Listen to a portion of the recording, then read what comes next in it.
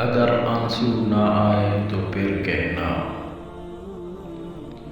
جب حضور پاک صلی اللہ علیہ وسلم کے وصال کا وقت قریب آیا تو آپ صلی اللہ علیہ وسلم نے جبریل علیہ السلام سے فرمایا، کیا میری امت کو موت کی تکلیف برداشت کرنی پڑے گی؟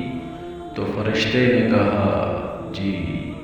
تو آپ صلی اللہ علیہ وسلم کی آنکھوں مبارک سے آنسو جاری ہو گئے تو اللہ تعالیٰ نے فرمایا، اے محمد صلی اللہ علیہ وسلم، آپ کی امت اگر ہر فرض نماز کے بعد آیت الکرسی پڑھے گی تو موت کے وقت اس کا ایک پاؤں دنیا میں ہوگا اور دوسرا جنت میں۔